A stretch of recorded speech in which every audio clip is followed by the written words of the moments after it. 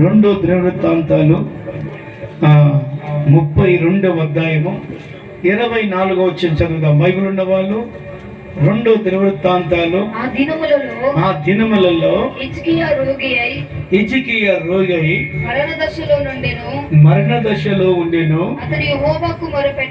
అతనికి దేవునికి మొరపెట్టగా ఆయన అతనికి తన చిత్తమును తెలియపరిచి తన చిత్తాన్ని దేవుడు తెలియపరిచెను. అతనికి సూచన ఒకటి దయచేసెను. అయితే హిజ్కియా మనస్సులో గర్వించి తనకు చేయబడిన మేలుకు తగినట్లు దేవుడు తనకు చేసిన మేళ్లకు దేవుడు తన దీనస్థితుల నుంచి సంపన్న స్థితులకు తీసుకొచ్చిన తర్వాత ఘనహీనంగా ఉన్నవాన్ని ఘనపరిచిన విషయాన్ని జ్ఞాపకం చేసుకోకుండా నాకు డబ్బు వచ్చింది, హోదా వచ్చింది, పలుకుబడి వచ్చింది, నాకు ఘనత వచ్చిందని గర్వపడాడంట. తర్వాత ఏముంది? ప్రవర్తించినందున అతని మీదికి యూదా యెరూషలేము వారి మీదికి కోపము రాగా హిజ్కియా హృదయ గర్వాన్ని విడిచి తానును యెరూషలేము కాపురస్తులను తమను తాము తగ్గించుకునేది కనుక హిజ్కియా దినములలో యెహోవా కోపము బాగా దయచేసి నోట్ చేసుకోవాలి. ప్రేమైన హిజ్కియా రాజు ఒకప్పుడు హోదా లేదు, పలుకుబడి లేదు, ఘనత లేదు. కానీ తన ఘనత వచ్చిన తర్వాత ప్రభువా దీనస్థితి నుంచి సంపన్న స్థితిలోకి నన్ను తీసుకొచ్చావు కదా, ఇంత హోదా రావడానికి, ఇంత ఘనత రావడానికి నువ్వే కదా కారణం. తల్లి గర్భంలో 9 మాసాలు నన్ను కాపాడావు కదా, ఇంతవరకు నేను మనిషి కాకుండా కదా అని విలువని తెలుసుకోకుండా గర్వపడిన తర్వాత మళ్ళీ ఏం చేశాడో తెలియదు. ఆ వాక్యాలలో రాస్తే అర్థమవుతుంది, చదివితే. గర్వం వచ్చిందంటే బాగినండి. గర్వం మనిషికి వస్తే ఎవరికి లోబడరు. చిన్న వాళ్ళకు లోబడరు, పెద్దవాళ్ళకు లోబడరు, తల్లిదండ్రులకు లోబడరు, అసలు దైవజనులకు లోబడరు. గర్వం అని తట్టిపట్టింది. పెద్ద పెద్ద మేధావులను కూడా పడగొట్టింది గర్వం. ఆ గర్వము పబ్లిసిటీ ఉండదు. అది తన మనసులోనే ఒక షుగర్ లాగా, ఎయిడ్స్ లాగా, లేదంటే విస్తారంగా ఒక గడ్డలు పుట్టి రోగాలు తెప్పించి సీమి తెప్పించేది కాదు. ఇవి చాలా సీక్రెట్. ఈ షుగర్ కానీ, ఎయిడ్స్ కానీ, గర్వం కానీ పబ్లిక్లో కనపడవు. లోన ఉండి పనిచేసేటివి. ఎవరికైనా గర్వం వస్తే పెద్ద పెద్ద వాళ్ళు పడిపోయినారు గర్వంలో. లూసిఫర్ దూత కూడా గర్వం వచ్చే పడిపోయింది. ఎన్ని రోజులు గర్వపడినారు. గర్వం వచ్చిన తర్వాత ప్రజల్ని ఎట్లా బాధ పెట్టాడో, సైనికులు ఎక్కడ బాధ పెట్టాడో, ఏం చేశాడో తెలియదు. కానీ దేవుని మర్చిపోయి అహంకారంగా గర్వంగా ప్రవర్తిస్తూ ఉండగా అతనికి ఒక రోగం వచ్చిందని బైబిల్ ఉన్నది. హల్లెలూయా. ఆ రోగం ఏ రోగం అంటే అది కురుపు రోగము. ఏ రోగం చెప్పండి? అది కురుపు రోగం. మామూలుగా వైద్యులకి, డాక్టర్లకు పోయే రోగం కాదని, కురుపు రోగం. అది మరణకరమైన రోగం. అది ఆ రోగము అటాక్ చేసిందంటే మనిషిని లేపేస్తుంది. అది ఆ కురుపు రోగం అనేది మరణకరమైన రోగం. ఒక రాజుకి ఇప్పుడు మన ప్రధానమంత్రి ఉన్నాడు ఒక దేశానికి, మన దేశానికి. అతనికి ఏదైనా కానీ ఆ రోగం వచ్చిన తర్వాత రాజు కదా, బంగారాన్ని కదా, ఎంతమందిని ఆశ్రయించాడో, ఎంత పెద్ద ఇంటర్నేషనల్ వైద్యులను ఆశ్రయించాడో తెలియదు. కానీ మరి ఎన్ని రోజులు వచ్చిందో, అనేక రోజులు వైద్యులకు డబ్బులు వేలు ఖర్చు పెట్టాడు. ఒక రోజున ఎంత వైద్యం చేసినా బాగు కాకపోతే ఇతనికి దేవుడు మత్తుకొచ్చాడు. హల్లెలూయా, హల్లెలూయా.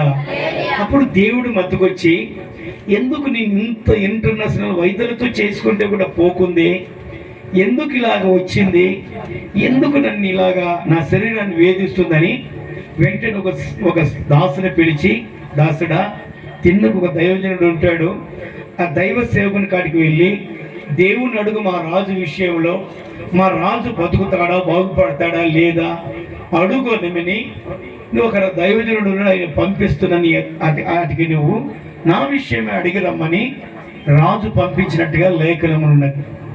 2 రాజుల గ్రంథం 20వ అధ్యాయము 1వ వచనం చదువుదాం.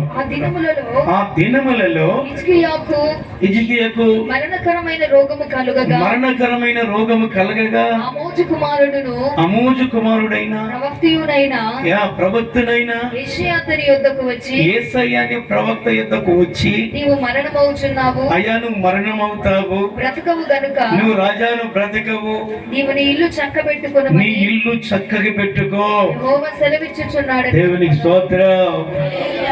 ఈ ప్రవక్త యేసయ్య ప్రవక్త కాడికి వచ్చి మా రాజు బాగుపడతాడా లేదంటే ఇది మరణకరమైన రోగము, నేను దేవునికి ప్రార్థన చేసి ఇది చావటానికి వచ్చింది, చంపేయటానికి వచ్చింది మీ రాజుని, కానీ ఒక విషయం చెప్తున్నాము, ఇల్లుకు చక్కగా పెట్టుకో అంటే ఇల్లు అంటే ఇల్లు కాదు, హృదయం అనే ఇల్లు. అందుకు ఇక నా ఇంటి దీపము అని పాడతారు. హృదయం అనే ఇల్లు, నీ ఇల్లు చక్కగా పెట్టుకో అని చెప్పినట్టుగా బైబిల్ ఉన్నది. వెంటనే ఈ రాజుకు పోయి వర్తమానం చెప్పాడు, రాజా అది మరణకరమైన రోగం అంట, అది చచ్చిపోతావంట, కానీ నీ ఇల్లు చక్కగా పెట్టుకున్నామని చెప్పాడు దేవుడు, నువ్వేం చేసావు రాజా దేవునికి నాకు తెలియదు అని అన్నాడు. ఇతడు ఏం చేశాడో ఎలాగ ప్రవర్తించాడో వెంటనే ఇతనికి మతుకొచ్చింది. మతుకొచ్చిన తర్వాత ఒక గోడ పట్టుకొని దేవుని కాడ ఒప్పుకుంటున్నాడు. హల్లెలూయా. ఏమని ఒప్పుకుంటున్నాడు? అతడు తన ముఖము గోడ తట్టు తిప్పుకొని యెహోవా యథార్థ హృదయుడనై సత్యముతో నీ సన్నిధి నేను ఎట్లు నడుచుకుంటున్నాను, ఒకప్పుడు నేను యథార్థ హృదయుడనై సత్యముతో ఎలాగ నీ సన్నిధిని అనుసరించుదునో, నీ దృష్టికి అనుకూలంగా సమస్తమును నేను ఎట్లు జరిగించుదును, నేను ఒకప్పుడు సమస్తను ఎట్లు జరిగించుదునో కృపతో జ్ఞాపకము చేసుకొనుమని. ప్రభువా నేను చేసిన మేలులను మంచితనాన్ని ఏదైనా నేను పొరపాటు చేసి ఉంటాను, కానీ నేను ఒకప్పుడు మంచితనాన్ని పక్షంగా ఉండి చేశానయ్యా, విలువైనవి చేశానయ్యా, నేను చేసిన మంచితనాలని మాత్రమే నన్ను జ్ఞాపకం చేసుకో. చప్పట్లు కొడతా గట్టిగా. అయ్యా నేను ఏదో పొరపాటు చేశానయ్యా, క్షమించనైనా, నేను చేసిన పొరపాటు నాకు జ్ఞాపకం చేసుకోవద్దు ప్రభా. నా కంటితో చేశాను, నా మనసుతో చేశాను, నా హృదయంతో చేశాను, నా తలంపులతో చేశాను, నా నడకతో చేశాను. తండ్రి నన్ను క్షమించు. ఒకప్పుడు నీ సన్నిధిలో నేను ఎట్లుగా సత్యంగా నడిచానో, ఎలాగ నేను నీతిగా నడిచానో అవి మాత్రం నన్ను జ్ఞాపకం చేసుకొని అయినా నాలో ఉన్న బలహీనతను జ్ఞాపకం చేసుకోవద్దని గోడ పట్టుకొని రాజు సింహాసనం నుంచి దిగి గోనపట్టలు కట్టుకొని దేవుని కాడ పశ్చాత్తాపపడి ఏడుస్తున్నాడంట. హల్లెలూయా, హల్లెలూయా. ప్రియమైన సహోదరులారా, ఒక గ్రామానికి ప్రెసిడెంట్ కాదు, ఒక మండలానికి మండల అధ్యక్షుడు కాదు, ఒక తాలూకా ఎమ్మెల్యే కాదు, ఒక జిల్లాకి ఎంపీ కాదు, ఒక రాష్ట్రానికి సీఎం కాదు, కానీ ఒక దేశానికి రాజు. అటువంటి రాజు దేవుని కాడ పశ్చాత్తాపపడి, నైనా పొరపాటు చేశాను, నన్ను క్షమించు నైనా, నేను ఏదో నీ చిత్తానికి నేను వ్యతిరేకం చేశానయ్యా, నన్ను క్షమించు, నేను కింద చేయనయ్యా, నేను ఒకప్పుడు మంచి పనులు చేశాను నీ విషయంలో, కానీ నీకు తెలియకుండా నీ చిత్తానికి నేను విరోధం చేశానయ్యా, నన్ను క్షమించమని ఎలాగ ఏడ్చాడు? చదువు ఎలాగ ఏడ్చాడు? నీవు తిరిగి నా ప్రజలకు అధిపతి అయిన హిజ్కియా యొద్దకు పోయి అతనితో ఇట్లనము, నీ పితరుడైన దావీదునకు దేవుడకు యెహోవా నీకు సెలవిచ్చినదేమనగా, నీవు కన్నీళ్లు విడిచుట చూచితిని, నేను కన్నీళ్లు విడిచుట చూచితిని, నీ ప్రార్థన నేను అంగీకరించి ఉన్నాను, నేను నీ ప్రార్థన అంగీకరించి ఉన్నాను, నేను నిన్ను బాగు చేసేదను, నేను బాగు చేస్తాను. హల్లెలూయా. హిజ్కియా, నువ్వు కన్నీళ్లు పెట్టి ఏడ్చావు, పశ్చాత్తాపడావు, నీ పాపాన్ని ఒప్పుకున్నావు. నీకు వచ్చినది మరణకరమైన రోగము, అది వైద్యులు బాగు చేసేది కాదు, లేకపోతే ప్రకృతి వలన బాగు చేసేది కాదని, అది నిన్ను చంపేయడానికి వచ్చిన మరణం. కానీ నువ్వు రాజు అని నువ్వు కన్నీళ్లు కాచి నా కాడ నువ్వు పశ్చాత్తాపడితే గనక నేను రాజు సింహాసనము దావీదుకి ఇస్తానని చెల్లివిచ్చిన సింహాసనాన్ని మరల నీకు ఇస్తాను. హల్లెలూయా. తర్వాత ఏమంటాడు? కింద ఏమంటాడమ్మా? మూడవ దినమున నీవు యెహోవా మందిరమునకు ఎక్కిపోవుదువు, ఇంకా 15 సంవత్సరములు, ఇంకా 15 సంవత్సరాలు ఆయుష్షుము నీకు ఇచ్చేదను, నీకు ఆయుష్ని ఇస్తానని మరియు నా నిమిత్తమును. దేవునికి స్తోత్రం. ప్రియమైన సహోదరులారా, దేవుడు అంటున్నాడు, హిజ్కియా నీలో ఏ బలహీనత ఉందో నా సన్నిధిలో ఒప్పుకున్న ఏడ్చావు గనక ఇంకా నేను బ్రతికిస్తున్నాను. మరణకరమైన రోగం నీ శరీరాన్ని భక్షించి ఉన్నది, అది చంపడానికి వచ్చింది. కానీ నువ్వు నా కన్నీళ్ళు పెట్టి పశ్చాత్తాపడి ఏడ్చావు గనక ఈరోజు నేను ఆరోగ్యాన్ని తీసేస్తున్నా. ఇంకా నువ్వు భూమి మీద 15 సంవత్సరాలు బతుకుతావని దేవుడు సెలవిచ్చాడు. వాళ్ళు ఎంతో బాగు చేశాడు దేవుడు. ఆ మాట ఇచ్చాడా? మాట ఇచ్చిన వెంటనే యేసయ్య ప్రవక్తకి, దైవజనుడా అంజరపు చెట్టు కాటికి వెళ్ళు, అంజరపు పళ్ళు తెంపు, అది దంచు, ఆ దంచిన తండ్రి పనులని ఎక్కడైతే రాజుకు కురుపుందో ఆ కురుపు మీద పెట్టు, నేను స్వస్థపరుస్తాను. చెప్పులు కూడా తగ్గట్టు. హల్లెలూయా.